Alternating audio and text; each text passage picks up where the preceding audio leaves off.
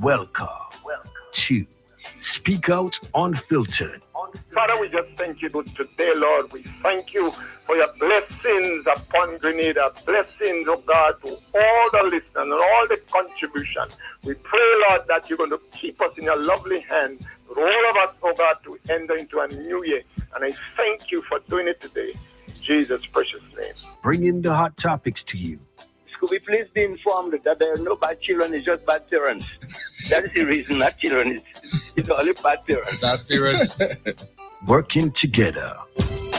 Well, the amount of transformation I see transforming around Carico is long life, health, and strength, man. One. That's what you want to know, right? Yes, because I'm looking forward for big things.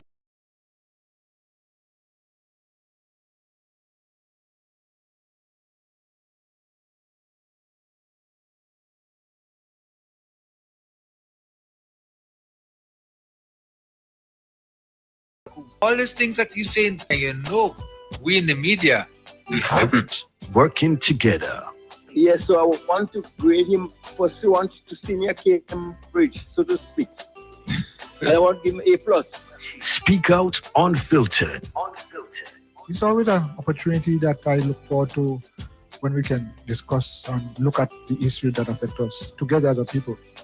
So, the budget was really a good budget. The government is doing a whole lot. They're doing for the people. They open the eyes of the people. This budget is the best budget I heard since after the revolution. I never heard a budget good like that, and it's for the people. A people budget, you call that. I am very pleased with this government. Speak Out Unfiltered. The opinions and ideologies expressed on this program, Speak Out Unfiltered. It's the views of its rightful owners and not of Vibes FM 101.3. Speak Out Unfiltered. Every Thursday from 10 a.m. to 2 p.m. Unfiltered. And I mean it.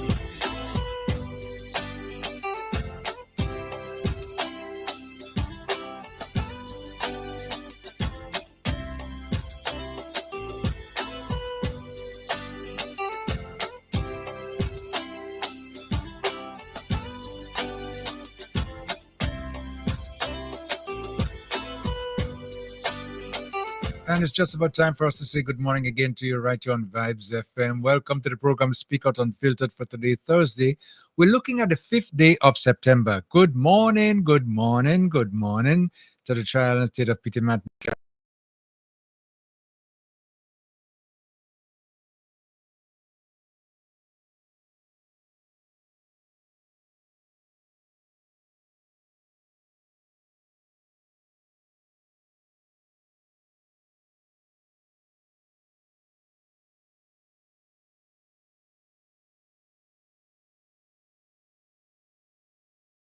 Phone lines, and our lines to do so are 403-0101, 403-0101, and 458-1914, 458-1914.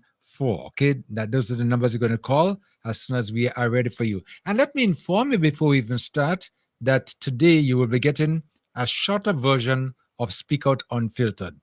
Shorter version, it's going to be reduced to just about 2 hours, and that's because I have a lot of engagements, I have a lot of meetings because of the building back. We're building back now, and then I have to meet certain people, and we have certain discussions as we are forging forward to build Carico and Petit Matnik bigger, better, stronger than ever. Okay, so that's the reason why we're going to have a little bit of a shorter version today on the program, just about 2 hours. All right. So we want to apologize for any inconvenience caused, because we know that you, our listeners, dedicate the entire day, to sit down and enjoy your program, participate as well. And Koi, I see you smiling at me, so let me say good morning to you. Yes, good morning, Kim. Good morning to the listeners. I smile at you because I listen. I'm listening to you, and you're saying that you have these things doing, and you have these things doing, and you are so kind to say, well, okay, we'll do a shortened version of the program today. Yes. I smile because I benefit as well, I mean. Oh, I benefit as well. So okay, I think it's good. is good So thoughts. it's working on both ways. Yes. Well, I know your obligations today. Too, Of course. So when I Yes. realized that I was going to be tied up, I said, well, when I tell you, what we're going to be doing today, I know it's going to put a smile Yeah, on your face certainly, as well. certainly.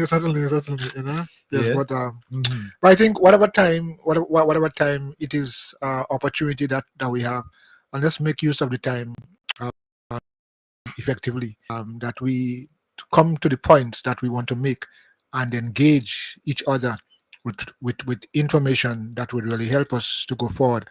Not only to go forward, but to understand. Because a lot of things that we are saying is basically for people to understand what is really happening. And if you're not listening clearly and carefully, you would not understand what is happening. So you would not be misguided or misled. For example, Kim, I can't understand how I'm seeing and I'm hearing people saying that nothing is happening in Carriacou. Just that statement alone, nothing is happening in Carriacou. Yeah. Just that alone. And I am around and about, and I'm seeing the place is being cleaned up. We have over 100 people, and I'll use this expression, unleash, on the unities Yes. to clean up this place, and so on. So I really don't understand why and how that could make any sense. Yes. Yeah, definitely. Yeah, there's a lot of people engaged in the cleanup process and everything like that. And as you very well know, that's because of what's taking place. We are cleaning up faster, better than ever. And there's a lot of people who are making contributions as well to the cleanup process. Mhm. Okay. Yes. Yeah. Yeah, definitely. So this is something that we have to applaud, our residents for, and those of them abroad as well too, who are just making an effort to make sure that Carriacou gets back on his feet, Peter Martinique get back on his feet, Mhm. and we all get back on our feet Mhm. to make sure that to make sure that we build back better and stronger than ever. Okay. So this morning we'll be speaking about a lot of what's taking place, and you very well know that Carriacou is on the rise again. Peter Martinique is on the rise again, and all because of the residents and all of us that do participate in one way or the other. Because every contribution in a rebuilding process is very, very helpful. Everyone who participates, because one man cannot do it, and maybe 100 may not be able to do it, but we come together as a community, massive amount of people, then we're going to have some. And Kim, we should not underestimate the contribution from the smallest of us. Yeah. Yes, even though it's just to bring a glass of water, Uh-huh. it is part of the process. Yeah, so we must not underestimate, and people do not underestimate your value, yourself, what you can bring. You might not be able to do like all the other persons, but at least conscientiously, you give the best that you can. And what Carriacou needs now, what Carriacou needs now is the best from all of us, not the worst. Yes, we have to understand that we have to give what we have and who we are to this entire process. So I mean, it's something that all of us can enjoy doing. Yeah, And we should enjoy rebuilding our island. precisely. We enjoy it because I take a lot of pride in rebuilding Carriacou and Peter Martinique. And we are very proud of our little island. Yes. And I always see from time and time again, it's the last paradise on earth, The last one, there's no more, If we don't protect our paradise, hey, we're done, As they say, what dog eats us up? And crap will smoke a pipe. All right. Yes, So as we're going to start this morning, and those of you on Facebook, you are looking at two gentlemen, sitting right next to Koi there. And they are here for a reason this morning. And we've just been speaking about participation and people assisting in whatever way they can. Any possible way is good. Yes. And I have Mr. Mitchell, Junior Mitchell, who's right here with us. And also Prince Joe. Your last name is Stanley. Joseph. Stanley Joseph. Yes, Okay. it is. Well, we call him Prince. Yes. More people know you by Prince, okay? Yes. So Stanley Joseph, first of all, you say good morning. How are you doing? All right. Yes, good morning, Kim and Mr. Koi, and your wider listening audience this morning. And Good Mr. morning. Mitchell, Yeah. good morning to you as well. Yeah. Morning, Mr. Mills. and Nice to morning, have Mr. you Cox. guys in the studio. Yes, morning. It feels real good, huh? Yes. And to know that we have people who are concerned about building back Carriacou, and who are trying to make a contribution in whatever way can. As small as it may seem, whatever the case might be, it's important that we all come together. Yep. And this is what's taking place right about now. So I know that you guys are here for a reason. And when you told me that the project that you guys were undertaking, I applaud it 100%. Yes, indeed. Because it's so important when people are in times like this and they need some assistance, to be getting assistance, genuine assistance, and that makes a difference. It puts a smile on people's faces. Absolutely. Right. Okay. So, Mr. Mitchell or Mr. Joseph, the microphone is yours. Tell us what you're into right now as you realize that we have a problem in Carriacou trying to rebuild and people need assistance.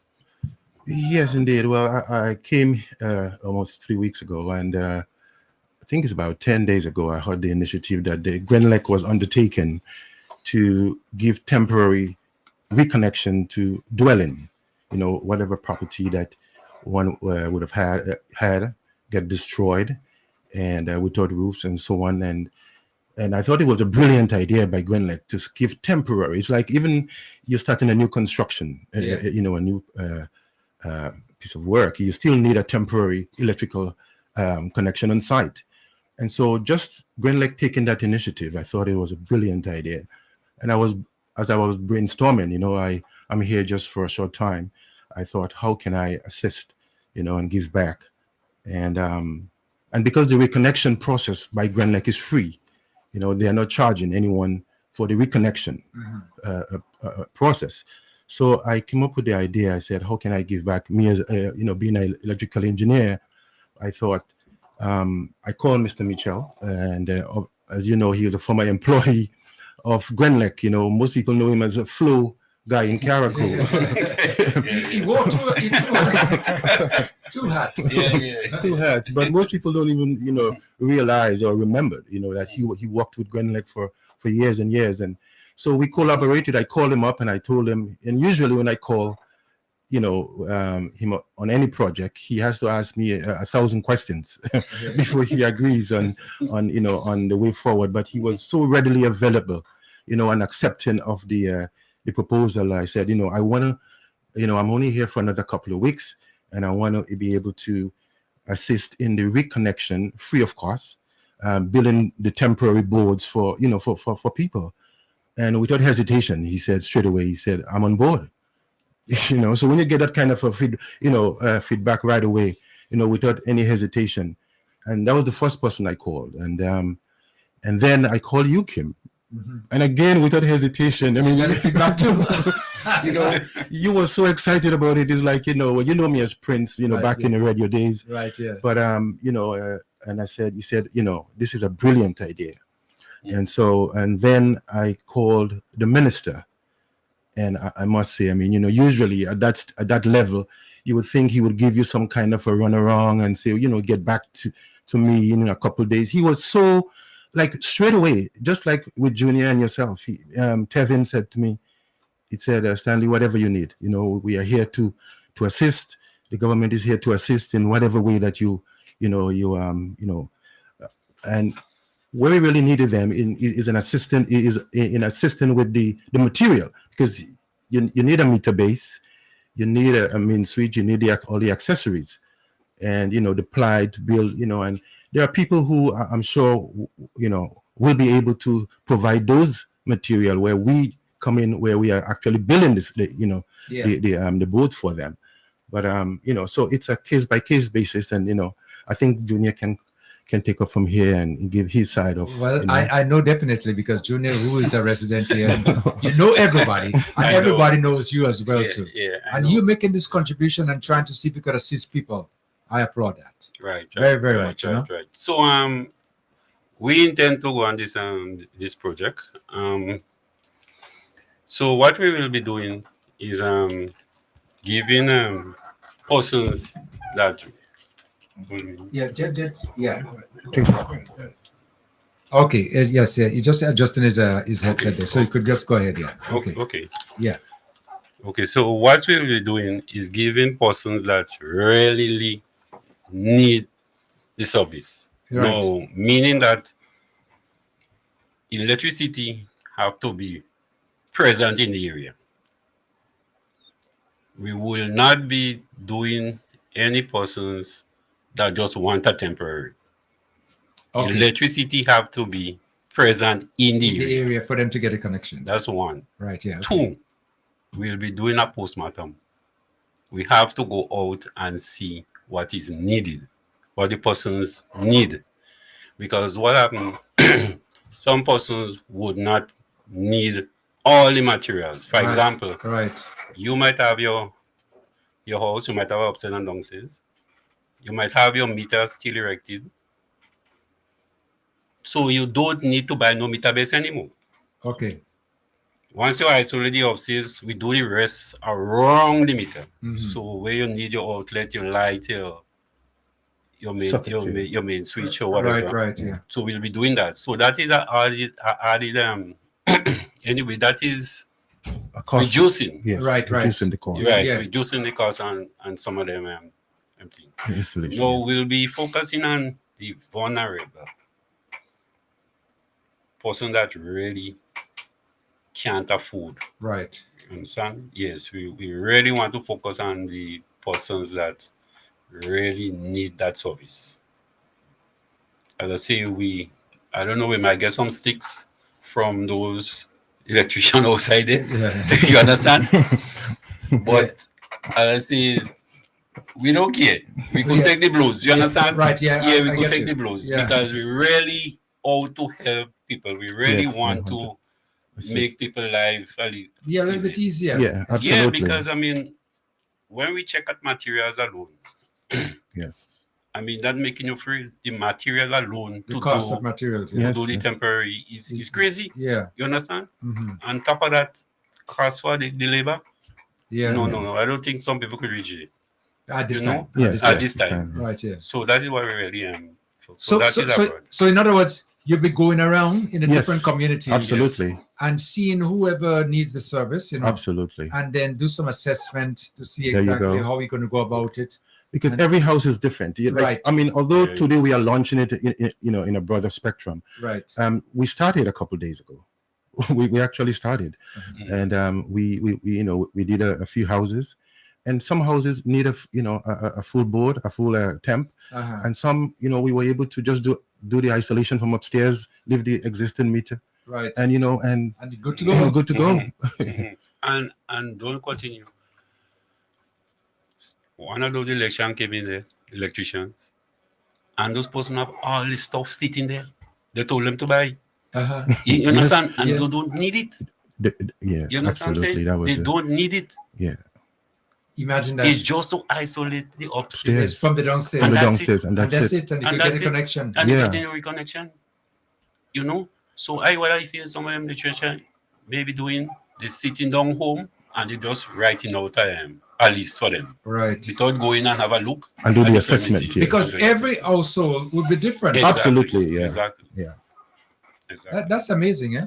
I mean, and it was obvious, we Junior and I, we got at the property, and straight away, and the downstairs had its own mains, upstairs had its mains. Separate. So it was such a 10 minutes job, Yeah. and then that individual already purchased all the All the materials All the material- for a temporary. for a temporary, and that was just unnecessary. You see that, it's so important to get involved in a process like that, eh? Yes. Because as you're going on the premises to evaluate and Absolutely, make sure that Yeah. whatever is needed is needed. Right. And if you don't need to, whatever. But you see, the thing about it is that in the situation that we are in right now too, a lot of the houses that survive burial don't have a top, they don't have a roof, Yes. Exactly. and that is one of the issues that we have to deal with. Exactly. Yes. But the downstairs part is livable. Yes, usable. Yes. Yeah. So now, if that is the case in some instances, then and you can rebuild the top right away, Right. you could live downstairs. Exactly. But Exactly. then you need electricity. Yes. Yes. There you go. Right. Yes, So yes, yes. in these instances where you have your downstairs is already wired Right. or was wired, and that there is no need to buy a new meter, Right. because see, in 6 months, a year time, when your house is up, that new meter base become obsolete. You're right. Yeah. Right. Right. So so it's important that we go out there and house by house and see exactly what is needed.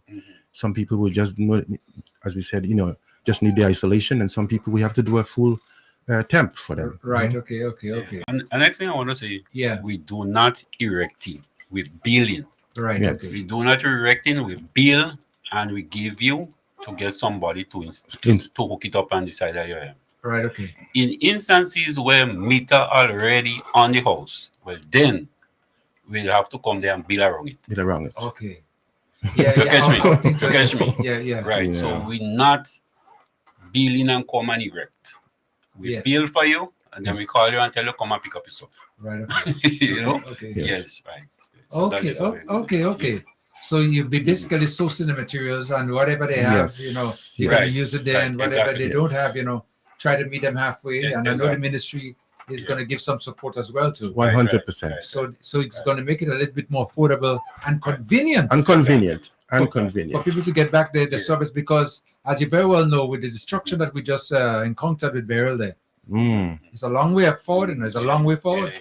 And Kim, even with the temp, even when you start to rebuild, you would need power to, for your, your saws, your drills. Yeah. So, it's a twofold. It's for now and for then. Right. Yeah. So it's a win-win. But let me just say something though. Mhm. Who you Prince, you came up with the idea, right? Yes. I came And up you with sanction it. yes. Well, listen, yes, I sanction it, but as I say, every time we come up with something, I have to Question. question it a lot of times. Yeah. Because you're very proactive fella, he like to move. Right, But I just have to pull him in, and put him in check, So, but this one day I didn't have no hesitation because I realized, well, that is a good thing to do. Right. Yeah. And it to be appreciated. Yeah. I know that for sure, And so now what you guys have been doing, you'll be going around to the different communities. But how do you identify now? No, No, what happened? Yeah, okay, tell us. We'll give out our phone numbers. Yes.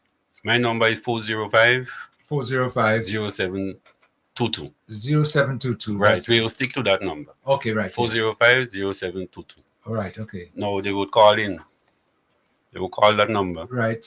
And then we will go and visit. We ask them where they are living, and then we go and visit. And from there, we will do the survey, see what you need, and then take it back. Yes. Yeah, right, okay. Right? So it depends on the feedback we get from the ministry now. Right. Then we will move forward. Okay. To do the. Okay.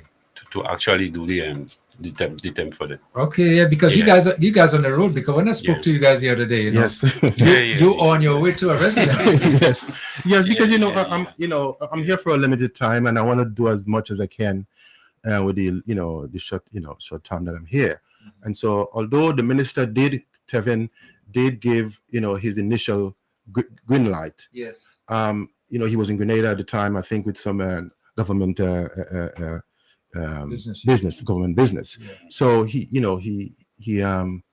but I couldn't wait. Although he gave the green light, yes, he was right on board. He's like, go right ahead. You have my support.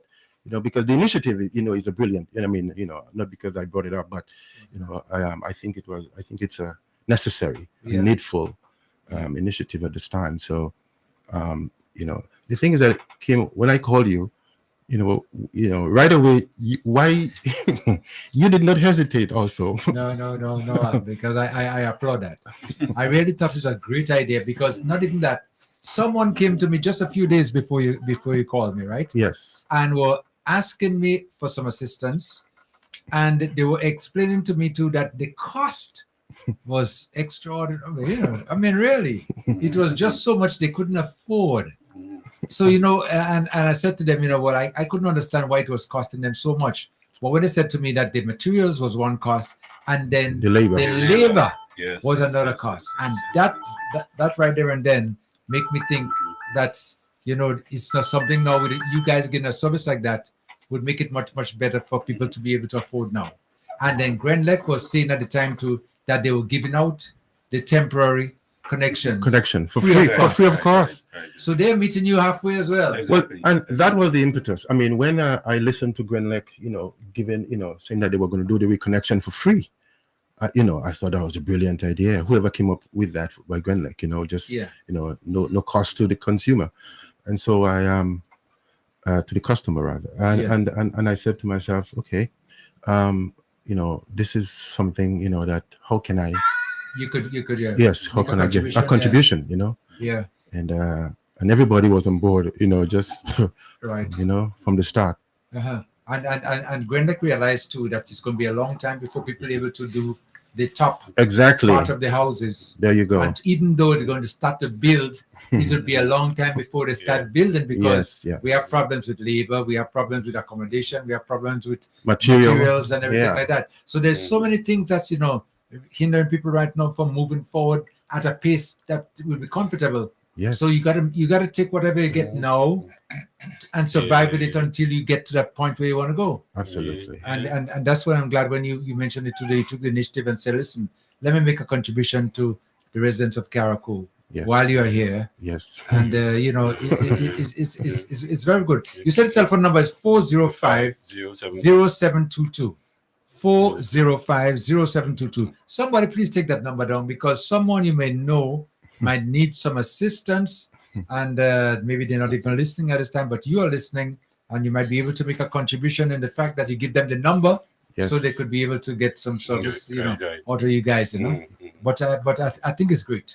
Yes. And like I said in the beginning, when citizens are coming together to assist citizens, free of cost, you can't beat that. Kim? Yeah. I was lying down last night, and my head was ringing around this, this temporary stuff. Yeah. Not knowing that he lied down also on the same thing. So when we get up, he come outside and he called me. Uh-huh. And he tell me, boy, I was lying, but I say the same thing I do, I lie down. So I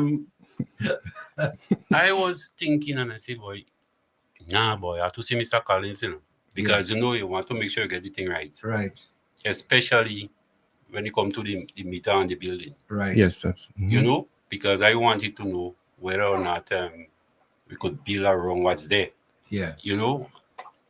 Instead of you building a complete. Right. Right. Yes. Yes. So before we come here, I had to end up by Mr. Collins. Okay. And I tackle him and I ask him, well, what is the criteria for, Right. Yeah. So then he give me the go ahead. Okay. Then he give me the go ahead. Well, yes, that's how you could do it also. Right. So that was a real plus. Make a big difference. Yes. Well, that's good, because you're touching bases on every angle. Exactly. To make sure that whatever you're doing, will be able to be accomplished. Exactly. And again, in cases like that, it will cut down costs. Yeah. It will cut down costs. Yeah, and for those who mentioned Mr. Collins is in charge of Grenlec. Carriacou. So we had us to get a final, just have some technical wrinkles ironed out. Okay. Before we come in on air to give the announcement. Information. Yes, information. The information. Express the information. No, Koi. Let me just move to you, because I know in your community too, you may know of people who maybe need this service, like they're offering for free there, So this would be your job to spread the word. Certainly. And get them, I think it's commendable, notable, good initiative to assist, because not everybody will have all what it takes to get the things done. So I definitely will share that information, of course. Even me being on the radio here, I'll talk about it and pass on the number, because services, that is something that we all need. We all need the support of every single person. And I think it's good that we should rally around this, support it, encourage, and encourage it, really. Mm-hmm. Very, very much needed. And also came just one addendum. For people, just imagine 2 months without power.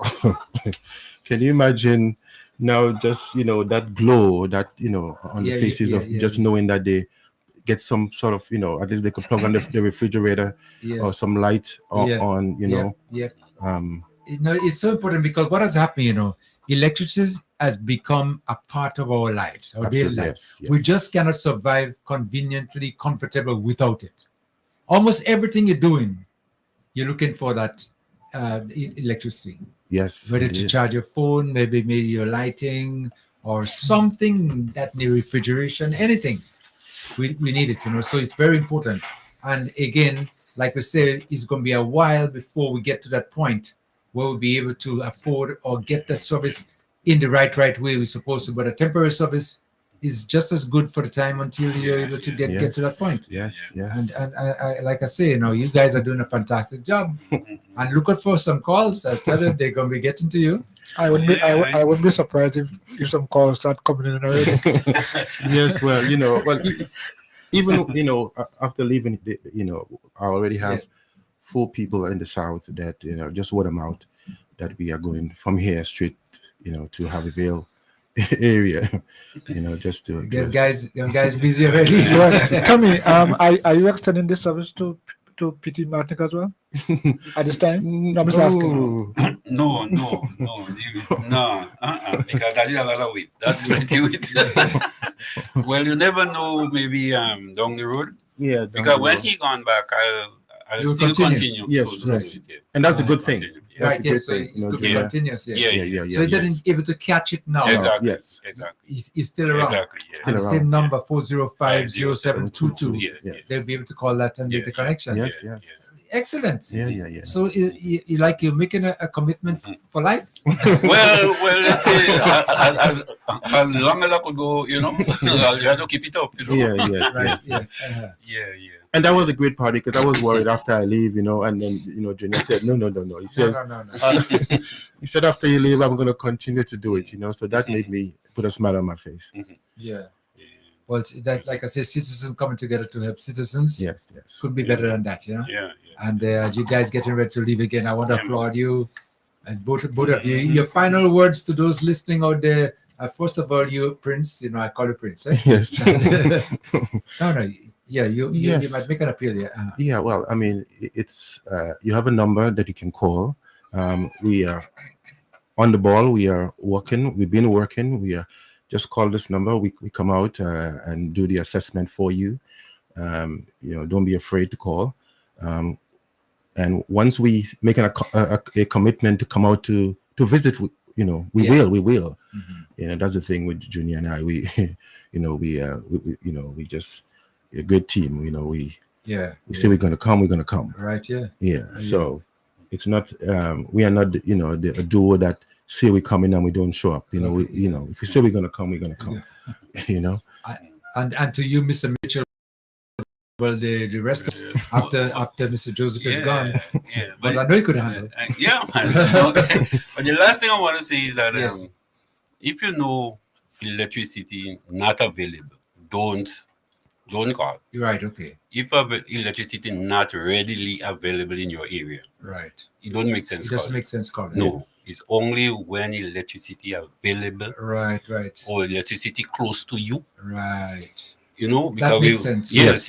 We wouldn't not just doing that randomly. Right. We would not be doing it. So once you do it, then it means they would be ready for service. Exactly. Yes. Exactly. Because it doesn't make sense to go inside the bush and get to something temporary. No. You won't be like that. Yeah. So that's all I have to say. The people who have the in proximity of electricity right now would be the ones, first priority. Exactly. And not even that too, but when electricity becomes available in their area too, and they might be in a situation where they still need a temporary connection, you're still there. It's still there. Right. So they're missing out. Right. No, right, not right, at all. right.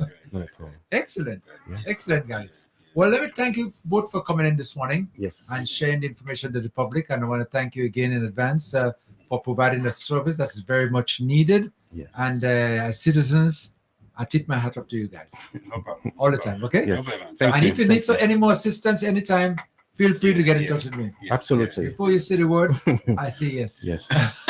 I know. All right. Then. Okay. Nice, Thanks again. nice. Take care, Thank you. I appreciate it. Okay, no problem. Okay. Okay, bye-bye. Okay. Well, Coy, there you have it. Eh? Yeah, well, Nice initiative. we do have whenever we think that things getting so hard and difficult and so on, there's always a way out. There are always people who thinking, hey, listen, Okay, guys. Yeah. Okay. how can we make this life and this recovery process a little bit easier? for people. Because all that's part of the recovery process. You know, I already asked a question. I mean, could you imagine you be out for electricity for 2 months? Yeah. Yeah.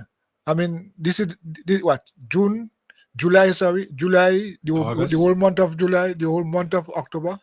Yeah. And people are still, you know, it's like we feel it's getting too far, it's going too far. 2 months. Yes, in the sense that we had to struggle with it. But the good news is, even though time is going, that we might think, there are always those who would help come to our rescue in the right time. Yeah. And look at how he said, you know, it's just everybody he contacted was positive. Yeah. So that's the nature of people here, you know. Mm. We all like to give assistance if we can. And there's no doubt about that in our minds. Whenever we could, we say yes without even hesitating. I wonder if that's part of the maroon spirit that we have. It could be. Yeah, because we always like to help people. I Right, mean, yeah, the maroon concept is that we all come out together and help Right. someone. But I would say it's in our DNA. Okay. Yes, we have to make that a regular habit of always coming together to help others. One day it may just be us who need the help, you know. So we have to make that a habit as part of our way of life. All right. Let me open up the lines now to 403-0101, 403-0101 and 458-1914, 458-1914. And to remind you again, this version of today's Speak Out will be a little bit shortened. That's because of circumstances beyond our control. And so we're going to open up the lines right away. In case you want to call and make a comment, you can do so. Now, looking at the recovery process, Koi, and what's taking place right now, I had the chance over the last week to speak to some visitors. And when they come to Carriacou, they couldn't believe how Carriacou is so clean already.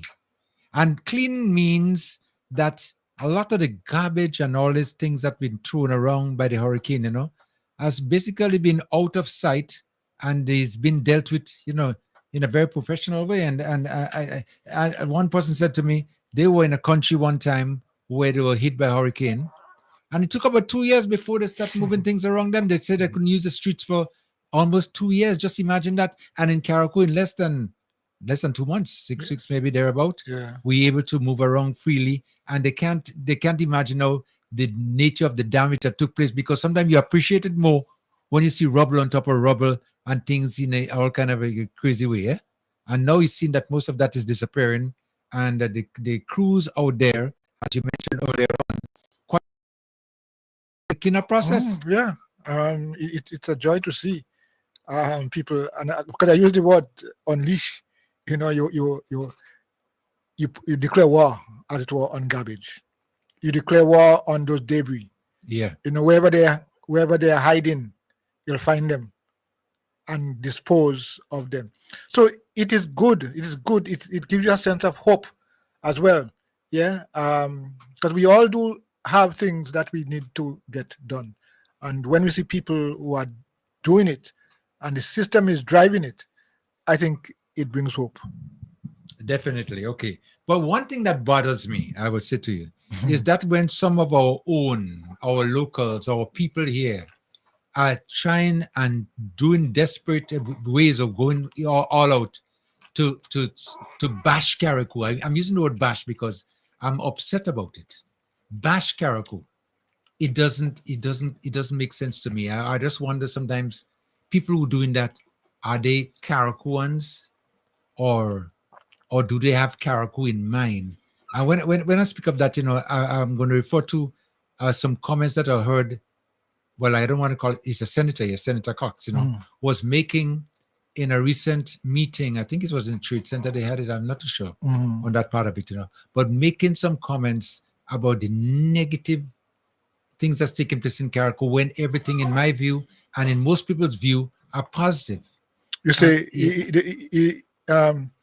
He's not making comments about the negative things that are taking place in Carriacou. He's making negative comments Right. about the good things and About positive, all right. positive things that are taking Rephrase place. that. Yes, Making negative comments about the good things, positive things happening in Carriacou. in Carriacou. It's really And I think that we have to look at it for what it is, because even I listened his speech, his remarks as well, and he made some very interesting comments. I mean, he was lamenting the fact that our playing fields were used to gather and to store this debris, and I mean, he should have known, and he would have known, being a senator, that is a temporary measure.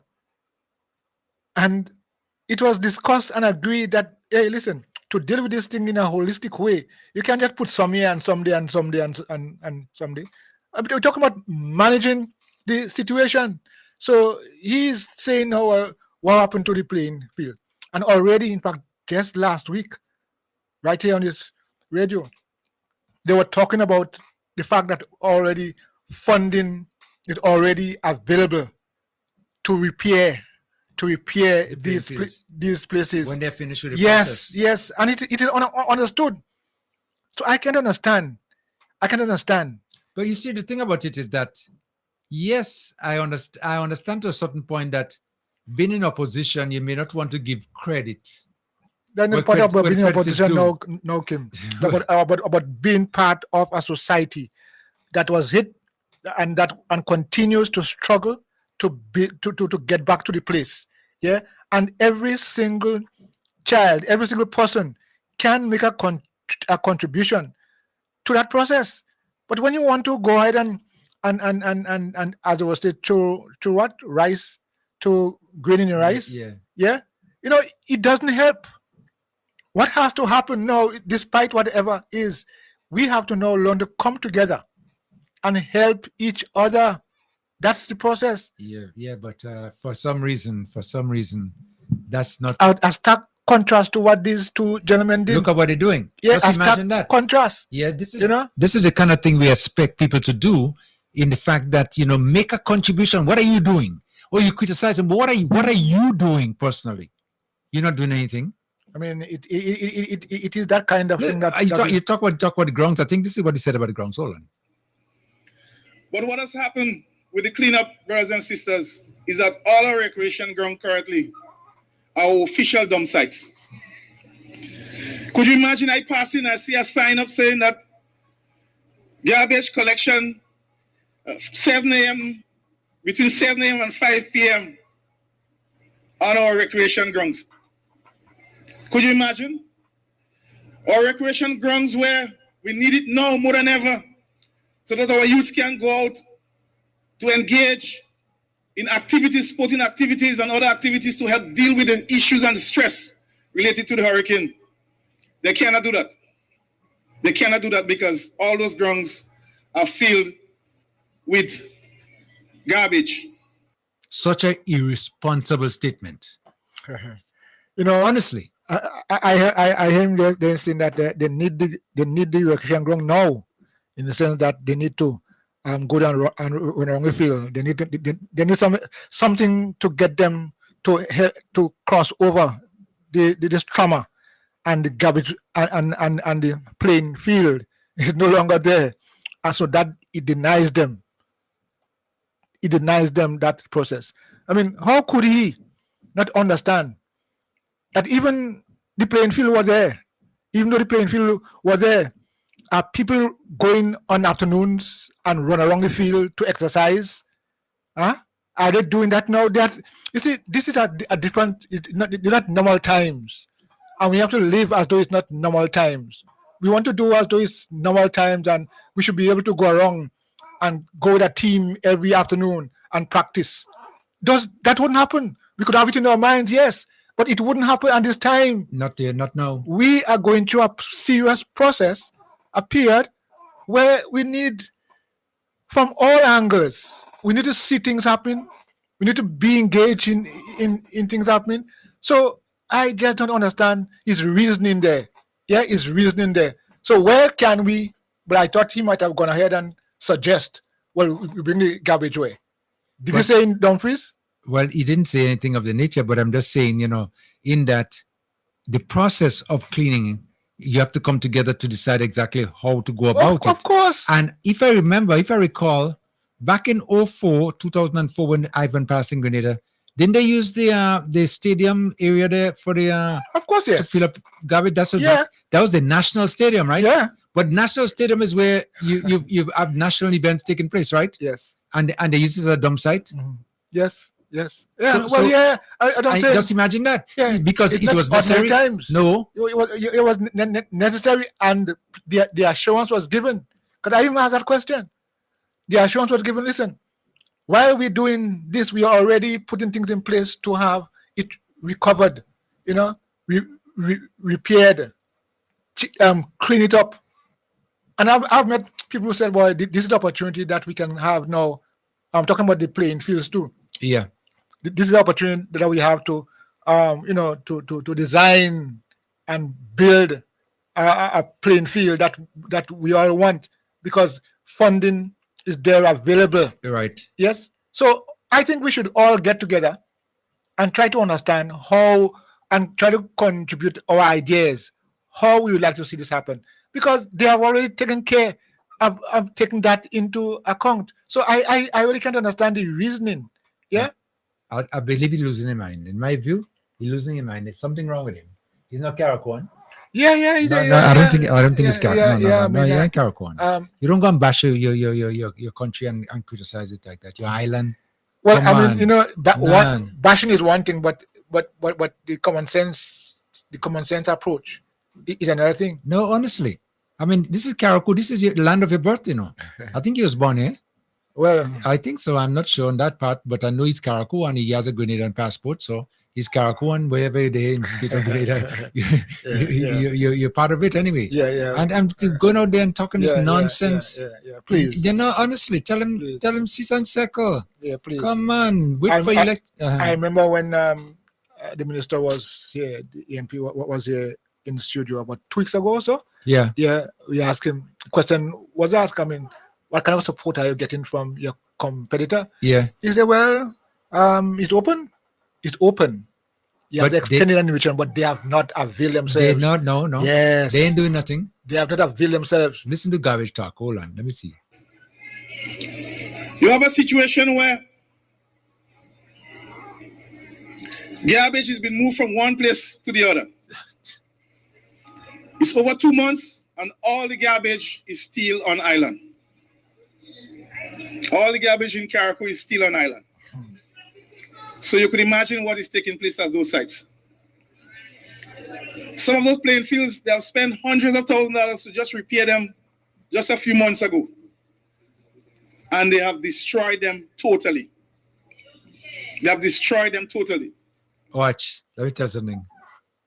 Yeah, months and months ago, people build their houses, and whatever. They will just come destroy just like that, Yeah. Yes. Yeah. And you have no choice. When things are happening, you have to find ways and means of dealing with it. But this guy's sick. He ain't feeling well. He's feeling well. You feeling well? Feeling well. Because he seems to be happy about all the things that he considers negative things. Right, yeah. He seems to be happy. You say he cannot understand. But he understands. He can't. He say, I can't understand. But he understands very, very, very well that what he is saying is not truthful. Yeah? And it is a perception that they want to create to make people feel as though nothing is happening. As I'm saying again, I can't understand when I hear people say and see people write about nothing is happening, nothing is taking place.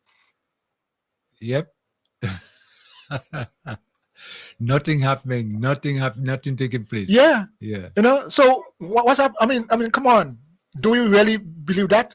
Or you want people to believe that? Spreading false rumors. That's the bottom line, Is this, and what happened now, because of the use of social media, they feel whenever they get on there and they say something negative, is gonna, what is sometimes old people say, gonna hold water. So they Then holding that can hold water. water. Then hold water because Not at all. more and more people will see the benefits, and more people are going to be relieved from the process. Yes, positive things will continue to happen. I mean, yes, there are some things that have not yet been done.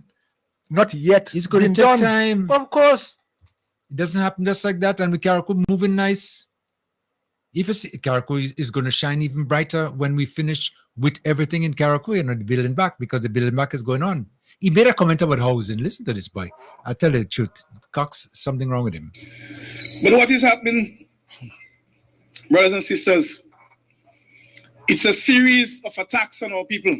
And you see it on social media. Even after the parliamentary rep drive around a few days after the hurricane and said to persons on a loudspeaker, I heard it for myself. He said that the government will help build back all your houses, everybody's houses, only to find out that he turned around and said, you have your money, so build your house back for yourself. Could you imagine? You hear that? You hear that? Build back houses. I mean, everybody's house going to build back. The government will assist. The government does intend to assist in building back and giving assistance to whoever, wherever they can, and everything. They will do it. As a matter of fact, systems have been put in place right now that to give people assistance. He doesn't have to. And the thing about it is just 2 months, But 2 months, they don't realize, we didn't expect burial coming. Burial just came like a thief in the night, but this time was there, and just rampage everybody, just like that.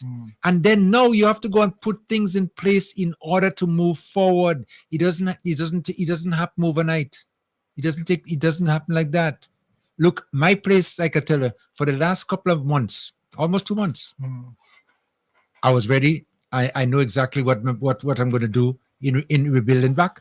But it took me that long to maybe put a plan in place proper, and then do a cleanup. You see that cleanup? The cleanup took a few weeks just to clean up before it could start. And this is me on the outside. Now with government, imagine they have thousands and thousands of people to deal with. Now there might be some funding that they have available for the process, but it's going to take time before they come to with the system of doing distribution, and to make sure that who deserve get, who doesn't deserve, don't get as much. But everybody at the end of the day, whatever the situation is, you'll be able to get something. That's the whole idea. But the way he gets in on there, he ain't making no sense. Let me try to take a call. Vibes FM caller. Caller morning. Caller coming. Good morning. Yeah, morning. Yes. It is very instructive because only today, and well, it has been a topic of discussion. In terms of getting to the point of understanding why people are doing that, these are the people who the past administration has made comfortable by doing things wash. Anyhow. Fast. Yeah. And then in the end, we end up with a lot of consequences for so doing.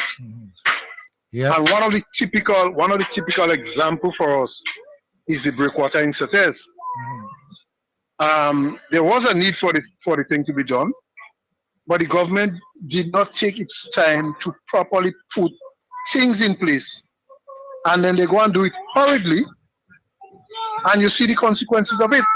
And we now have to go and spend millions of dollars to rectify the effects of of not doing things properly. Right. So I mean, it's an educational process that has to take place. Yep. Sure, right, my We have to keep educating our people in the need to plan and do things properly.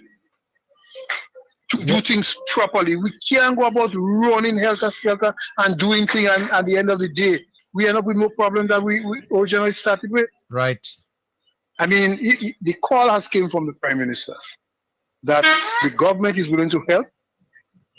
We are going to build back, but everything that we do, it has to be better so that we don't have a reoccurrence for that happening in the past. Right. I mean, the message is very simple for anybody to understand. But I'll tell you something.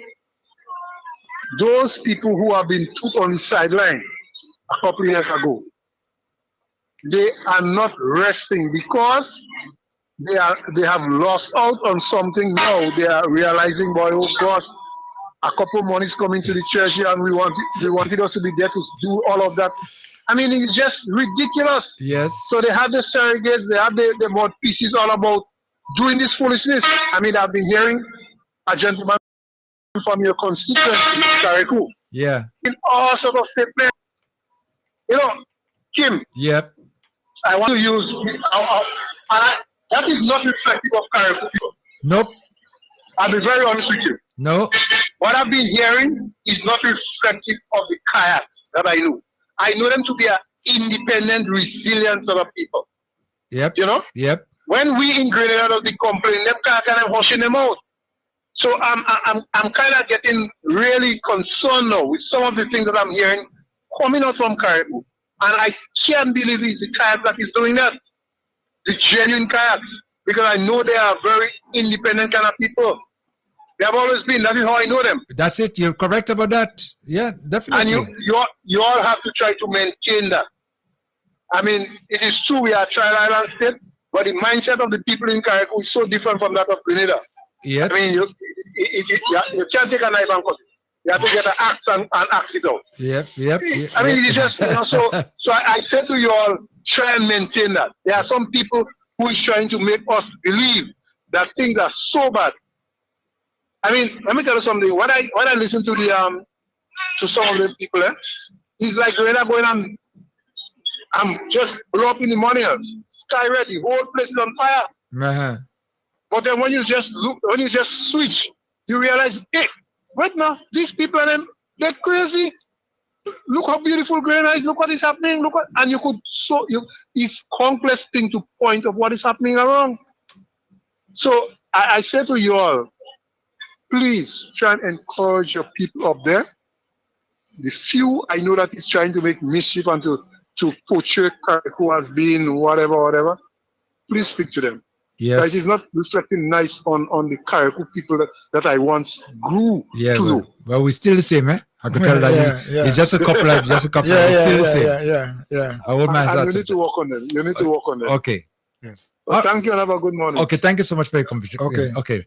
And this caller is right. Yeah. We in Kariku are resilient people. Well, we have grown like that. We have been making that statement for the longest while. Karikuans are very, very independent. Pitimatnik, same thing. And we like to do for ourselves. We don't depend on people. As a matter of fact, I know many times sometimes, people from mainland Grenada, and they look at Kayaks and they always say, boy, Kariku people are full of money. They label us like that. Because of the independence, because of the way we are. We are different to a certain extent, in that light. And now we have a Karikuan bashing Kariku like that. This guy's sick. This guy, no, honestly. I don't think, I also think we should put it in its context, Kim.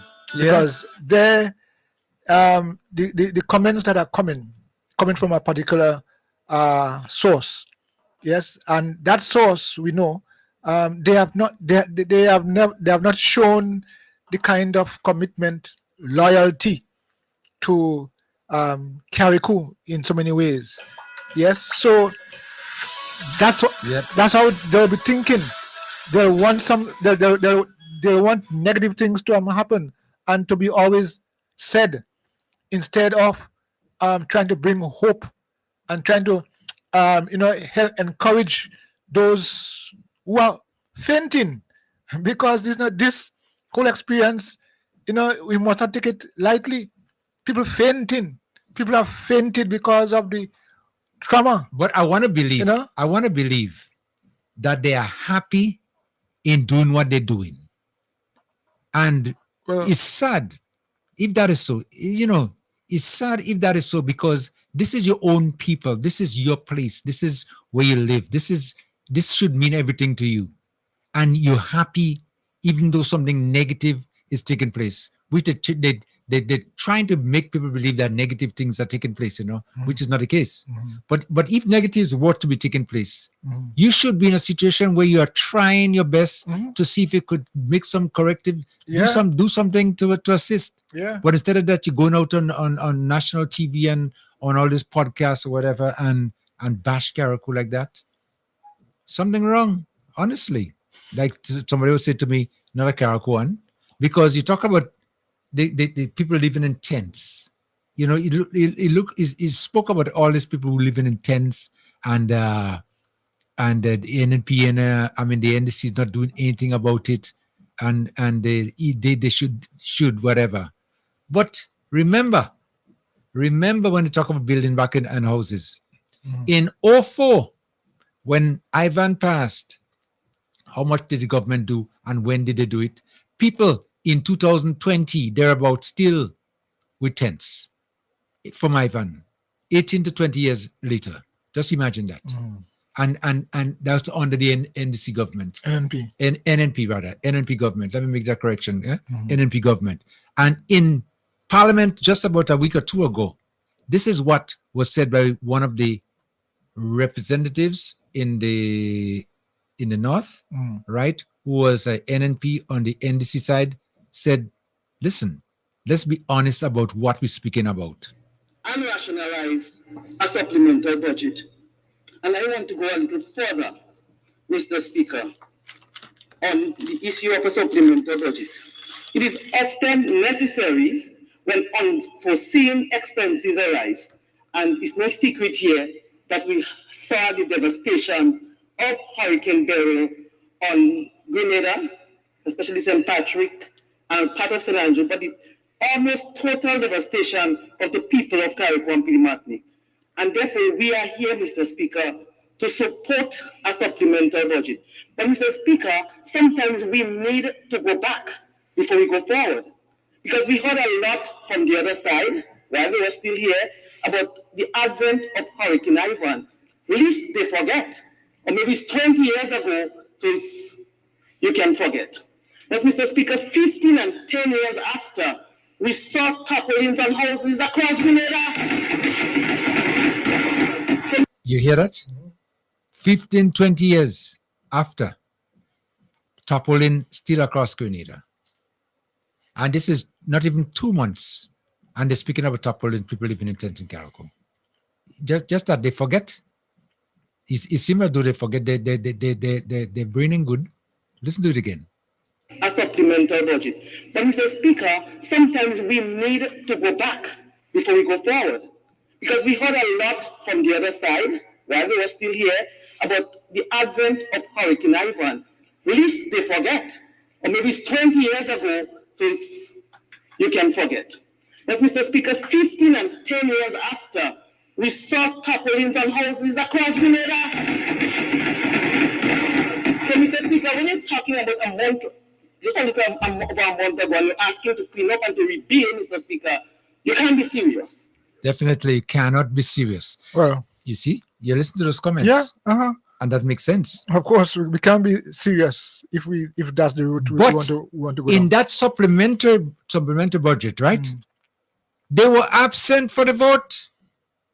But what is the contribution? No contribution. Right. No, if you say you're interested in your people, then you'll be there to vote. Because there wasn't there. Because there was a need for a supplementary budget. Right. Yeah. Because there was, and then even, I mean, I know of times when there was no disaster, there was not anything serious as that.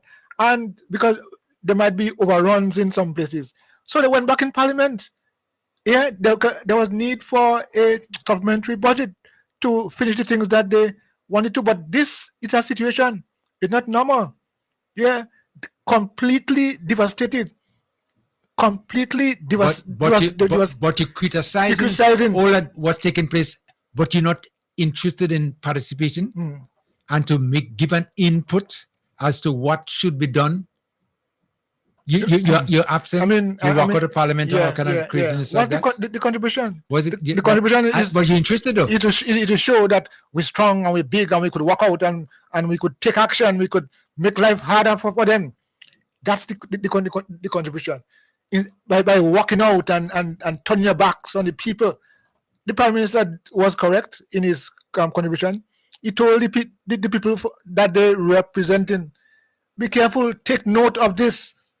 Take note of this. They are walking out on you. They ain't concerned. You understand? No. That's and he come and talk. Yeah. Nonsense. Yeah, listen to Cox. Yeah, yeah, them nonsense he's talking. I already made a comment, and I still, in fact, it is something I would like to know and to get to the bottom of. Oh, listen. He made a statement again. Listen, boy. You know, really, boy. He think it's smart, eh? Hold on. He made a statement about housing. Yeah, 200 houses in St. Let me see if I can find in it. Hold on. St. Patrick. Yeah, 200 houses. Let me see if I can find it. And he links that to his being in the Senate. Hold on. Yeah, I get it. Listen to it. Yeah. I mean, come on. Hold on. One of our biggest challenges right now is housing, brothers and sisters. But what is sad, as recent as Friday, we had the opportunity to debate an appropriation bill put forward by the government. And in that appropriation bill, and not taking anything away from St. Patrick's and St. Mark's, but there were allocations for 200 houses for St. Mark's and St. Patrick's. And what is taking place in Carriacou, they are giving out tents. Could you imagine? Yeah. More than 80% of the houses are damaged. Yeah. And not a single house is a mark for Carriacou and Petit Matlick. They are giving out tents, brothers and sisters. But that is the situation. Let me hold it. That we have on the ground. Hold it. Yeah. Hold that there. Yeah. I mean, I wonder if he listened to himself. I want him to go back and listen to it. Not a single house for Carriacou. Instead, they're giving out tents. But St. Patrick's, they have a mark 200 houses for people there. So you're thinking, children, in fact, they would not look after the people of Carriacou and give them houses as well. What is in their imagination? And that's not correct. Let me rewind. That is not true. More than 80% of the houses are damaged. And not a single house is a mark for Carriacou and Petit Matlick. They are giving out tents, brothers and sisters. Yeah. And somebody in the back there asking, where the money? Yeah. Where the money? Yeah? Yeah. I mean, these people are just, but why can't they face the things as is? You know, I was reading recently, and somebody said that what I was reading was a kind of study thing. Yeah. He said, truth is not, there's no truth anymore. Yeah. There's no truth anymore. What we have is perception. If I perceive it that way, to me, that is truth. If you perceive it that way, to you, that is truth. But it can't work so. The truth is people are recovering. The truth is people are getting out. Slowly, yes, but they're getting out. And things are going to improve as they are doing. That's truth. It's not my perspective to say, well, I think so. It is happening. But he can't. I mean, really, again. I mean, come you on, know, man. surprise me as a Carriacouan. A Carriacouan talking to you know. Yes, he born here. I think from the upper side, the Limele or someplace up there. Yeah, well, yes, that's where he live. Or Dover, whatever. But imagine talking like that. And not even that, he went further now with a piece of mathematics. Listen, listen to the mathematician. That is the situation on the ground. That we have on the ground. Yes. Well, let me tell you more about the money. Yeah. The money now. Money time. They marked $15 million for the 200 houses at $50,000 a piece. And I know you have some mathematicians in the house. And that totals up to $10 million.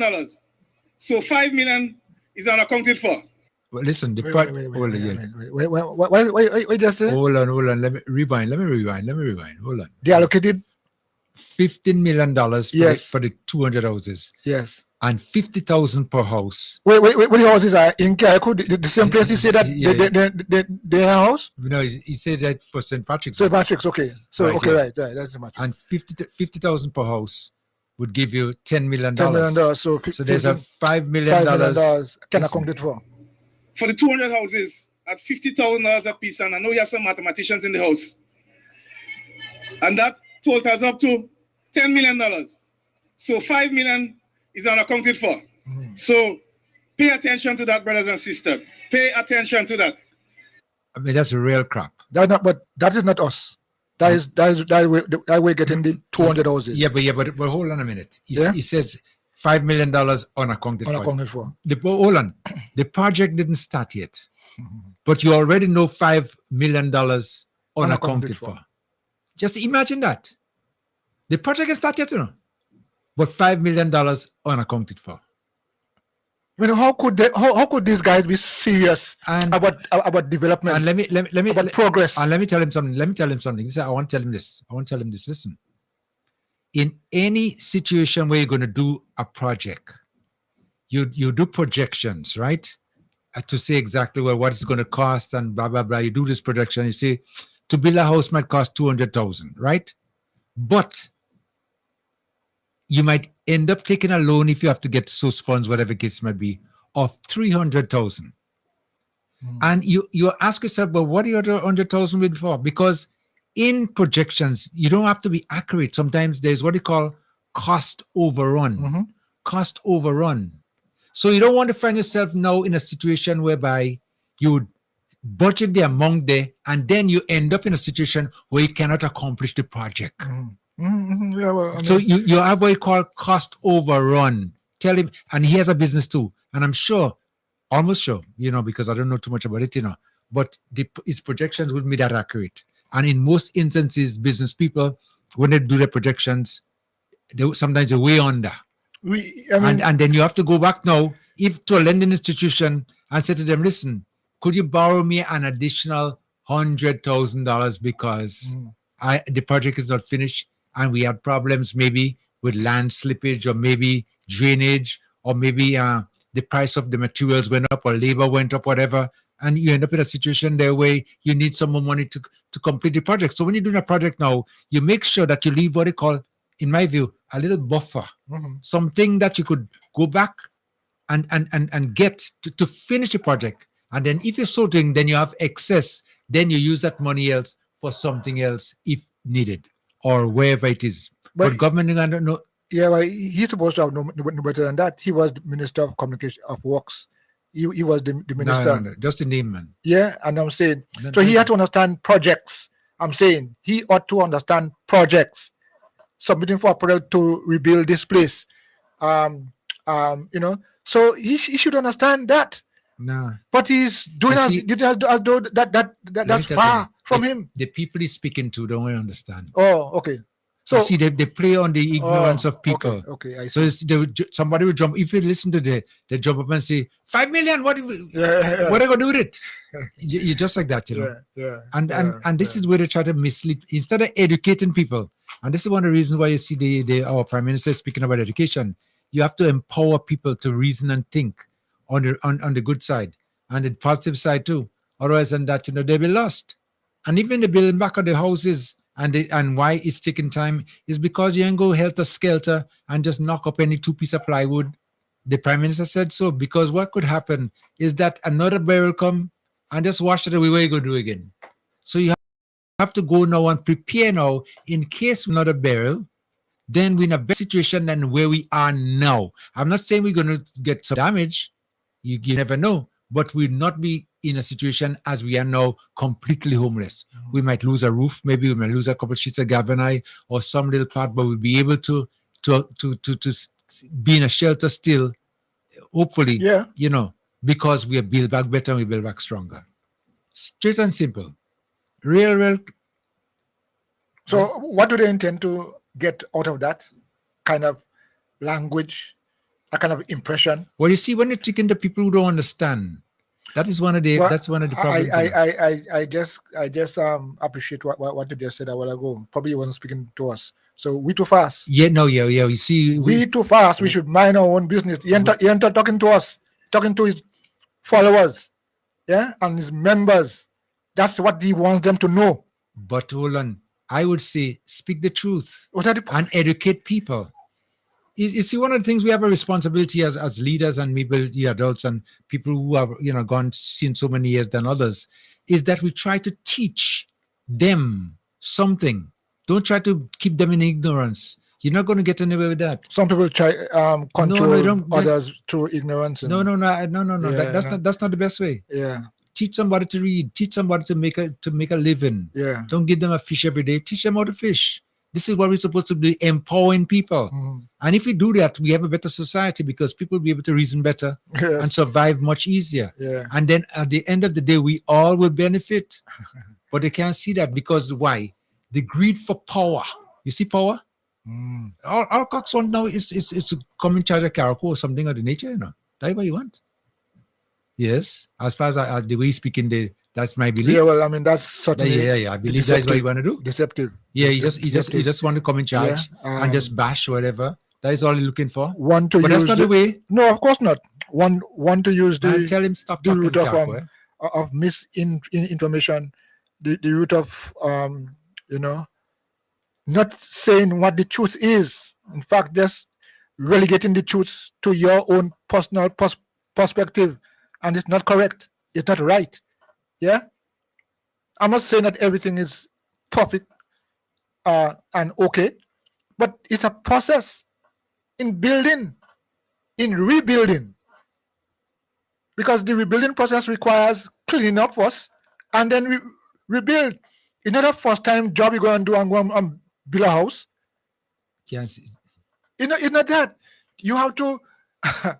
You're rebuilding. You have to put out some things are spoiled and some things are not spoiled. You have to separate them, yeah, and rebuild. Yeah, but the idea is that they don't want to see Carriacou rebuild.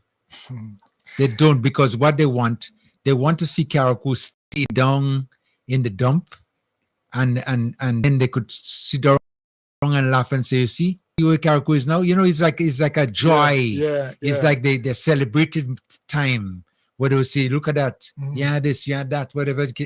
Come on. I mean, it's our country. Listen, I always say, that the government is doing well. Any government that is for the people should be the government of the day. That's the bottom line. You have no if about that. But the thing about it is that there's a greed for power. These guys want to be in charge. They want to be the one that you go on what they call Johnny Fleck to. And with that they're gonna that's the thing. He spoke about corruption. Listen to this. Brothers and sisters, don't talk about the corruption. Don't talk about the nepotism, the unfairness. And what we're learning now is that people refuse to go to NADMA for supplies because they cannot take the insults. They cannot take the abuse. So we're hearing that a lot of stuff is being spoiled and been done because people fear. Go in for it because you never know, you might get alive hearing that you pass and collect a pack of ramen and you come back for another one. So people don't want to go. People don't want to go because they fear that they'll be ridiculed in public for stuff that was donated for their support. Could you imagine? Yes. I can't imagine that, Senator Cox. I cannot imagine that. I mean, hear what you're saying. Yeah, the agency that is set up to this whole process. Yeah, this is what you're saying. When they go for stuff, they are being embarrassed. But I don't know if they didn't also tell you that the people who come and in an ill-disciplined way, cursing, cursing, they come in an ill-disciplined way and complain about every single thing. That's okay. The people who are serving don't have feelings too. Yeah, and I mean, this has to be spoken about. It happened on both sides. Yes, I do agree there might be, and you have to understand that. But when you come there with an attitude of just wanting to ridicule, And here he's saying, stuff is been thrown away. Thrown away? To who? Where? Where? Take me to the place where he was dumped. But all that, are you speaking about that? All that. So, and whereby he says, he's not saying definite, he's saying he hear that as a leader, if you want to call himself a leader, or as someone who's been listened to. You cannot come the same thing Diablo tried to do in Parliament again, saying people say that and people say that. You don't come and say people say that. You must be more responsible. You can't say what we've been hearing. PNS. Listen. And what we're learning now. What we're learning now. You hear that? Yeah. What we're learning now. Yeah. Imagine that. Yeah. He's learning that now. Yeah. In other words, he's not saying it as a fact, but he's taking some statement that he's learning or hearing out there to come and speak about it. He got to be more responsible than that. He has to be more responsible than that. Don't come and say, you hear that. Come and speak the truth or speak facts. People refuse to go to NADMA for supplies because they cannot take the insults. They cannot take the abuse. So we're hearing that. We're hearing again. We're hearing. We don't know anything. Change the language, Cox. Tell him change the language.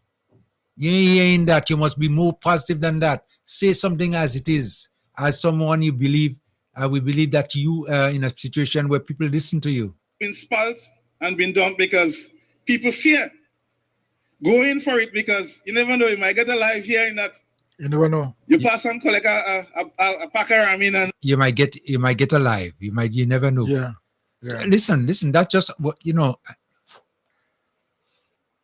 sickening. You get a packet of ramen and somebody going to talk about that and you might get alive on Facebook or something of the nature. and you come back for another one. So people don't want to go. Okay. People don't want to go because they fear that they will be ridiculed in public for stuff that was donated for their support. That is. Could you imagine? I guess if he had his way, he had tell them not to go. Right. If he had his way, he had tell them not to go. Don't stay. Stay away from that place. But no, he accepted the fact that that is the system for accessing supplies. That's the system. Yeah. Now, if you have a problem, if something isn't working, and you have to understand that every single person went through this whole bail or ordeal. And those people who came out first should be commended, putting their own selves aside to ensure that others get help. They too need help. So what are you saying? Huh? That the people are so wicked that they will not even venture to NADMA for support? All because they fear. I mean, come on. Look at the reasoning here. If something is going wrong, you and your team and your supporters want to come and say, listen, let's see how we could solve this problem. But no, you want to spread it wider and open wider. That's what he's doing. That's what he's trying to do, to just leave a bad impression and false statements about Karakou. My Karakou is so sweet. My Pity Matnik is just as sweet. And this guy going to talk all this kind of nonsense and thing like that. He needs, somebody just messaged me and said to me, good morning, Mr. Mills. Cox needs to be punished. You have to be careful. You have an investment in Karakou. You speaking like that on the Karakou, where you have an investment, where you're supposed to be with the people, supporting the people, and asking him as a member of the NNP, what are they doing to help the people of Karakou? What is the NNP doing? I want to find out from them. Tell me what they're doing to help Karakou. Well, they're doing, but it's not to help Karakou, because they clearly know. But they claim that they clearly know that that rubbish and the kind of language that they're using, the kind of narrative that they're saying, is not helping. They know that well. Well, but they think so, maybe. They think so. Because if you realize it's not helping, then that's what happen. They don't want anything good to happen. For Caracol. And Petit Martinique, So they don't want it. So since burial, what did they do in Caracol? Let me see if we could figure out. What they do? What did they do? Okay, so they set up some portable toilets. Yes, but they didn't make provisions for those toilets to be installed properly and to be used. You know? Well, I mean, let's be frank and truthful. They did set up toilets. Whatever it was ill-advised or not. We're talking about what did they do? Okay, they set up some toilets. Toilets, yes, and they assisted in meals. Yes, they were pushing this Meals on Wheels concept. Yeah, and so let's say that we're talking about what they did to assist the people around that time. But as a responsible opposition, that is all they could do. But you say you want to talk about all of them. So some things that they did, you want to talk because there's no more to talk about. You want to talk about this now. There is no more to talk about in time to come. You say no everything, but we are motivated. Yeah, because the number one party, the National Party, is standing strong with Caracol and Petit Martinique. Standing strong in what way? How are they standing strong? I want him to explain to me how they're standing strong. Yeah. What are they doing? Standing strong. You could just use the words and the words just go into the air just like that. But show me how you're standing strong. What have they done? What is he doing to the people? Have they contributed towards the health care? No. The health care. I mean, health is not something that we should play politics with. Health, affects every single person. When Diablo came here, they drove around in the back. I understand Diablo and Pedro, I think, was there too, and a couple of them anyway. Drive around in a pickup and just to make a little wave to people. That's it, and that's all. Nothing else. That's what it's called making contributions and helping people. If you're so concerned about their health, about their life, and you want to help them to recover as quick as possible. I mean, they drive around in a vehicle. They know what they're talking to. They know they're talking to Kim. They're talking to the followers. They're talking to the people who they're grooming to think when they speak, wrong side. No, when they speak, tell them, I am listening.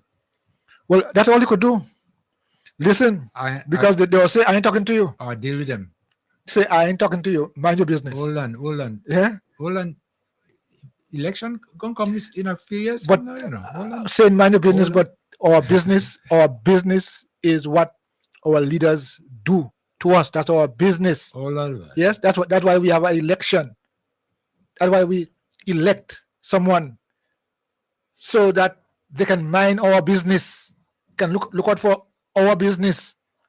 I mean, this is so pathetic that they'll come now and want to make us feel as though we're wrong to think. And so much things are happening in Caracol. Yes, that's the point. So many things are happening in Caracol. Now the service, some of the essential services are coming back, because the police station, is almost completing the renovation there. The administrative building again so is good up there. Nothing happening. All these services have to go back in place in order for a country to run, Precisely. These guys don't understand. They have to run. The schools and everything, kids have to go back to schools. I think he spoke about something to do with schools too, Yeah. Let me see if I could find what he said to about schools. But in the meantime, let me take a call. Vibes FM, caller you on. Caller, come in. Good day, sir. Yes, good day, yes. I could see her fire in your belly to the king. Yeah, no. Avex. First talk like that? No, over on a bearing, man. Come on, man. Honestly. No, listen. Yes. I normally don't worry. There's a guy in St. Paul's. Yeah. There's a guy in St. Paul's. You remember what happened to him a few years ago? I wonder. I'm sure. That when election come, what happened to him after? It's St. Paul's? No, I don't recall. Yeah, he had a lot of fed. He killed almost cow, goat, sheep. Oh, okay. Yeah. Yeah. So that is where you gotta burn them. Or any other way, I want to put you there. All right. Oh God, you're going back. Also, Yes. Yeah. Kim, Yeah. this guy came in character. Pedro came in character. I don't think so. Somebody just messaged me and told me he wasn't here. He wasn't part of the team because When a few years ago, when one of your caller, I won't call the name. yeah. I won't call the name. I have everything in memory. Okay. One of your caller, I know her name as well. She called your program, begging him to come to Carriacou. Oh He yes. was Minister of Agriculture. Right. Did he come? Never No, came. No. Never show up. Never came. Not what I know. Never. I could. She begged him. She begged, and she see her number come up on his phone, and he never answered. Yep. You forget that? No, I remember Because that. now, I'm joking, but no, then you should get vexed. I want to know what you did. I hear you. I remember that. I remember that. Yes. Cool long your I'm temper. trying to. Okay. But Kim, Yeah. I still support you, but all I'm saying, cool long your temper. Okay. We do it in a nice way. Okay. All We right. go hold it in a nice way. All right. Thank you. Okay. All right. Okay. Bye. Well, speaking about Pedro, hold on. You realize with this committee, I can't wait for the show. And they have a convention at the end of this month. I think the last Sunday in this month, they're having a not convention. General Council. General Council. Yeah. They're having General Council had to come before the convention. Yes. They have a General Council at the end of the month. But the thing about it now, I've been telling you, Pedro finished, and he didn't realize he finished. What he done? But he's trying to battle the last straw because a committee. Well, you had to read my whole ago them now. A committee is set up to vet people to decide, if you eligible to be a leader, or the party. Yeah. But Pedro wouldn't qualify inside a day. And I was listening the other day to some comments from Chester about injustice. Yeah, whatever. And based on what I'm hearing there, he seemed to be still trying to hold on to the narrative that the possibility of them changing the leader is in the cards. But they don't have the ability or they don't have the power to change the leader because the leader owns the party. Yeah, well, you see the process, and that's what I am understanding. Forget process. Yeah. Yeah, processing this thing is a one-man thing. Well, you could tell me what to do inside of here. Don't try. No, they don't want try. Don't tell I know. Yeah, but it's said. Yeah. Is that kind of a thing when ownership is it? That's it. When you own something, you basically could do what you want to do with it. Yes. And people can tell you what to do. So this is a situation now where you own the party. But that is crumbling, and it will crumble. If he gets away with it this time, that's the last time, because there are a lot of things being put in place to allow democracy. Where are you talking about? Well, I mean, I know it's far-fetched. It might be, but the point is, he will not get away with it forever. Yes. How long will he be holding on to it? And though until he dies. And when that is? Well, we don't know the date. Oh. We don't know the timing, but we know at some point in time he gotta go. Well, at the point, so how long again? Until he die. That's it. And what's happening now too? I mean, I feel bad for Pedro in particular because I like him. He was always nice and everything like that, but he just find himself in the wrong church. And that is what's taking place now. And he doesn't have another church to go to. Because he can't come out today, say to come by NDC, forget it. You can't form your own, be done. Then you have who might be vying there now, maybe Emily, one of them might be next there, maybe. But in the meantime, Diablo and saying what the situation, he ain't giving up yet because the committee, mark my words, that committee, when they finish the vetting, you ain't gonna see none of them inside of there. And the owner of the party will remain the leader of the party. Watch and see. That's it. And I mind that, because it's a double defeat you'll get now. You get the first one in 22 and the next one in 27, but that is it. And there's no coming back after that. Because this morning I was listening to Chester speaking, and he says, I think next week I might have it on the clip there. And he was saying that Diablo was saying definitely don't want to be the leader again, and he's not going to run again, and whatever. You remember the last election, he was talking about one for the road and all kind of thing, like doing 10 to whatever. But if that was the case, and if what he was saying, then he should have just stepped down. That's all he had to do, step down after the election and say, okay, well, I throw my hat in the ring now and start to move the party forward. Keep saying one for the road. But he didn't get the one for the road, and he coming back for another one for the road. One for the road. What that mean? Doesn't mean the last. One for the road doesn't mean the last. Okay, this is the way it ends. I stop here. Right, yeah, but that's what it is, yeah.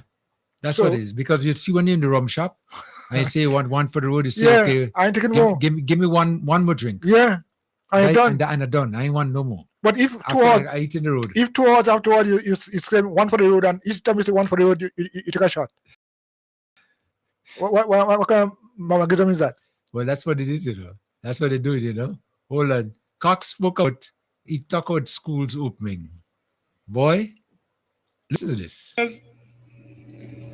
We have a challenge. Just imagine school is about to start tomorrow. And the Minister for Education came a couple days before the official opening of school and said to Karakoans and Petit Mandicans, he won't have school, but in the next 2 weeks we will see what happening. Let me ask you a question, and I know you've been following this. The reopening of schools was a big talk for quite a while because the Ministry of Education was saying earlier on that they may not be able to open schools on time because of the problem that exists. And some of the problems were the schools needed repair was one. The schools, whatever was used for shelters too, they would have to relocate those people in the shelters to someplace else and start the repairs on the school. And they went about in doing all of these things taking place. But he didn't know school was in a situation where it wouldn't open. So a couple of days before, he's saying the Minister of Education spoke to him. Yeah, and he came up here and to speak to parents. But he said spoke to him. Yes, of course, he's a parent too. Yeah. So he was there? I don't know if he was there, but he asked him a question. He goes, listen. Yes, he was there. So he said if that is okay, a few days before school reopens.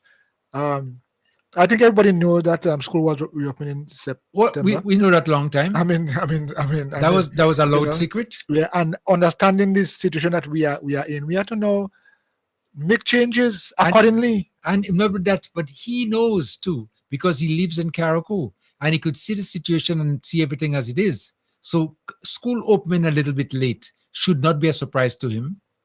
And it wasn't a surprise to parents and things like that either, because they knew that. They were expecting that because they're living it. He probably ain't living it, or maybe he ain't what in school. I don't know. Must be something. Well, he's a parent too. He's a parent, but I mean he have kids in school. You know what I said to him? I am a parent, and you are a parent. Do you think the situation that exists in Carriacou, it is satisfactory to come a few days to speak to parents about school? I mean, this is crazy.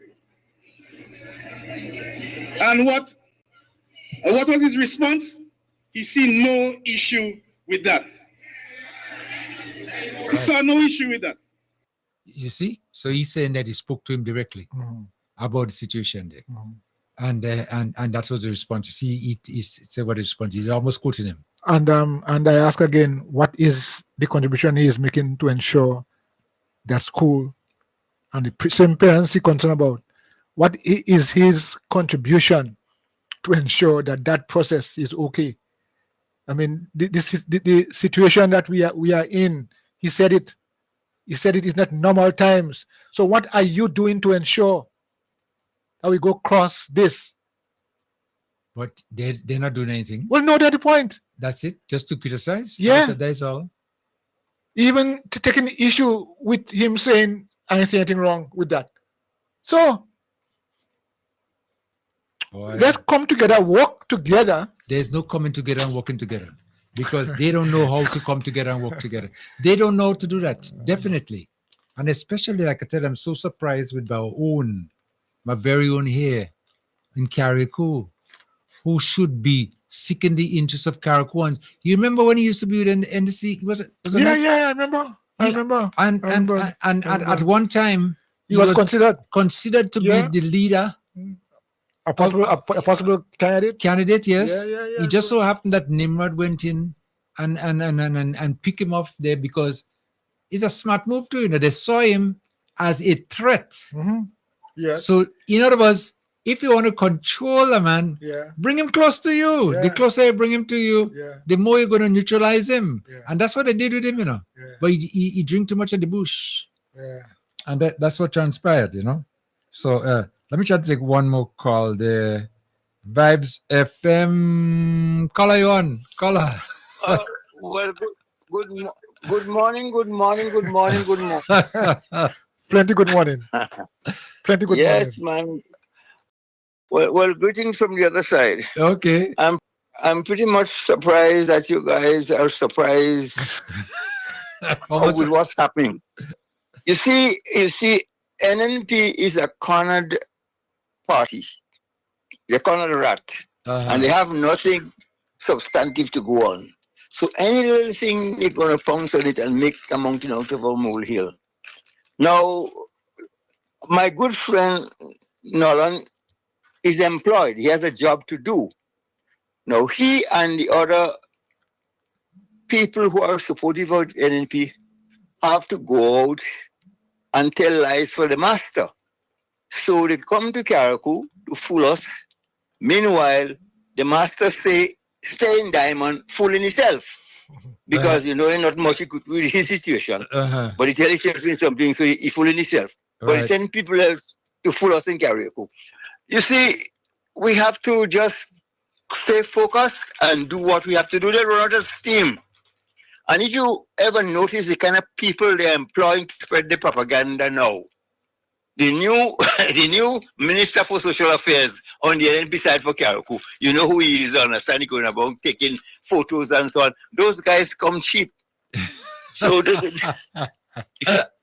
those people are not people to be taken seriously. Yeah. So the kind of foolishness that Cox is, is disappointing me. But I understand he has a job to do and he has nothing else to do than what he's doing now because he's getting paid. So excuse him. And you see, he's the only one talking that kind of foolishness now. There has never been so aggressive assistance coming to Carriacou from no prior administration. That's true. So he ain't fooling me. And I mean, even though H.A. Bless meant well, he was a little more conservative. He would do things for Carriacou because he didn't want Grenadians to say he only taking care of Carriacou. Yeah, because he's from Carriacou. Yes. He's from Carriacou. Right. But this is what is happening today by this new NDC administration that's unprecedented as far as Carriacou is concerned. The treatment that Carriacouans are getting today, and heretofore never had it before. That's correct. So ignore those boys. And I've seen a few full moons and I know a few things about Carriacou. And I could say that emphatically with no apology or no reservation to anybody. Ignore them. Yes. When you see we put things in motion and we start to float, all of them go sink. Don't worry, fellas. We're sinking all of them. When the speed, the forward movement, all of them is going to sink in our wake. Yeah. Because just now they run out of steam already. Yeah. Talking about this. It's a campaign strategy. Why you ain't talk about the convention that they can put together? No. You don't want to remember that one. Yeah. And for the life of, almost 40 years, 23 years as Prime Minister. Tell me what you did that this new government hasn't equal or surpassed. So why is your complaint? Yeah. You want somebody to come, hey, them guys take a hike. They ain't fooling nobody. No, definitely.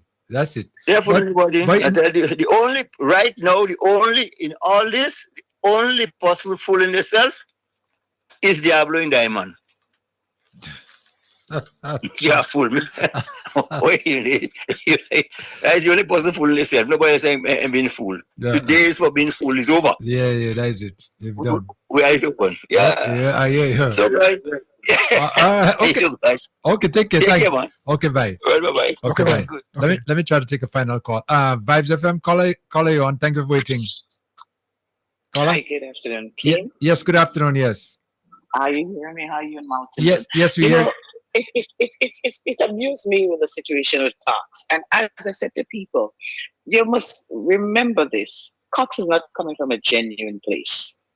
He's very pretensive and he's using a facade to perpetrate those lies and everything. But, we have to realize now that we are going to get in a better, as the song said, things are going to get better. And we just have to start focusing. But mostly, remember that we're doing a character thematic for the next generation to come, for our children's children and those who want to follow. We need to start thinking positively. Forget Cox. Cox is like doomsday. He ain't going as far as the Red House fire alarms. So we just have to encourage each other. Right. And Cox, if you're hearing this today, stop. You are an educated person, but you're very uneducated. Use your common sense for once. Use your common sense for once and stop being a political bait. Start being a political, jagabat for someone who doesn't give a damn about the country, but only for his selfishness. Stop being selfish. You can do better than that. You come out from a race of people and a nation that knows better. Start leading by example. So I just wanted to say this to me. Yeah. Oh, okay. All right, caller. Thank you so much for your contribution. Thank you. Okay. And that's true, eh? Yes. I mean, you ought to know better than that. Yes. And as a Karakuan. I mean, we don't have the time, but Yeah. I heard him commented on the Duba school. That's the school he went to. I mean, he should have been so excited to be able to be involved in the rebuilding process. I mean, that's a very old school. Yeah, because remember he said that the school was 1999 years old. Or Yeah, something of the nature. and in fact, plans were being made to do the school over. Oh, yeah, because I remember about a month or two ago, maybe, our minister was here and he spoke about Dover Government School. Completely demolished and rebuilt. Yes, I know that after the Hurricane Barrel passed, I remember saying to him, I said, well, you don't have to do it again. You don't have to demolish again, Yes, but I'm saying that's a school. Cox is from that area. Yes. Dover area. Yes. That's where the school is. Now, what are you doing? What have you done or contributed or suggested?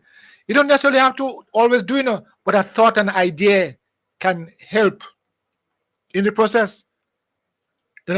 What I mean, is he initiating a fund to say let's build back Dover better? No. I mean, come on. They're not putting nothing in there. Just talking, running them out. Sorry. They don't need that to do that because government have money. Yes. Government get money. Mm-hmm. So let them do it. Yeah, that's the whole idea. He's saying straight out, they have the money, and this is the kind of narrative that they're trying to push out there too, is that government have money and don't do this and don't do that, whatever the case may be. And there are people who are listening to them, There's some people listening to, I told you last week, I think I mentioned on the program where this person said to me, they got a check. They got some money from the insurance, yes. And they were saying to me, well, what do you think I should do? I should wait for the government to build my place back. Let's imagine, because of what they're hearing out there. That's it. And the purpose of the insurance was to make sure that your facility to recover just in case of disasters. Losses. Yes. Yeah. But that's what you insure. But they're trying to put this false thing in these people that hold on to your money and don't do it for yourself, whatever. Government going to do it. And then government and doing it. They come out and say, see, the government and doing it. And they say they would do it. Well, listen, man, time for these guys to just take a break, eh? And just, as somebody would say, take a hike. Okay. Watch. It's after 12. Remember we said we promised, yes. that's a short version today because I have a lot of things to do. Yes. Really. I'm trying to build back. Yes, of course, Yeah. of course. I understand. Building back and But my closing thoughts, my closing comments here. I think I need to say it in terms of I see the home for the aged in Top Hill is being renovated. And a lot of work has been done. Of course, you know the background with the situation of our senior citizens being having to be removed to a safer place. But what the point I really want to make here, Kim, is that the oil repairs and the Rotary Club of Grenada, they are making some valiant and good contribution to the rebuilding. They have renovated and making the place ready for the seniors. Well, they've been always been out advocating for those seniors. Seniors, yes. They've been doing quite a lot for them over the years, and they're still strong. Still strong. Yeah. But you know the question I want to ask: didn't the Rotary Club of Grenada know that the government have money? They should know. They should be aware that money was given. Yeah. But you see, the difference is that these people are making a contribution to the development of other people. That's it. You know, you're watching. Yes.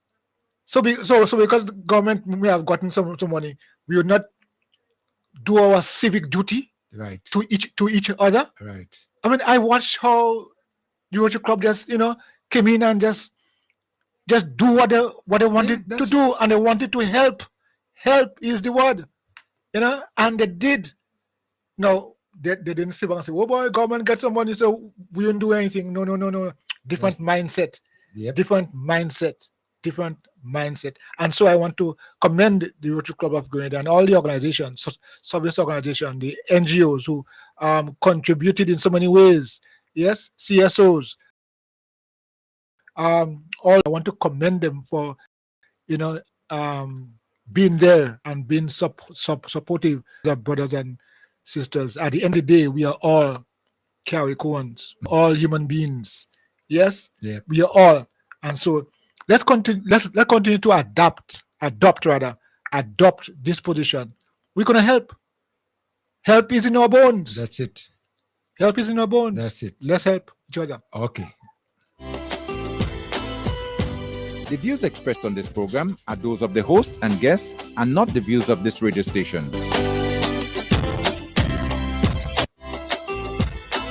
Well, that would just wrap up our program for today. Remember, we told you in the beginning it was a shortened version of Speak Out Unfiltered for today. And we want to thank you so much, those of you who participated, those of you who listened, whatever way your contribution was. We thank you so much for being part of it. So until next time, I'm your humble servant, yours, truly Kim the King. As always, it's a pleasure. Enjoy the rest of your day.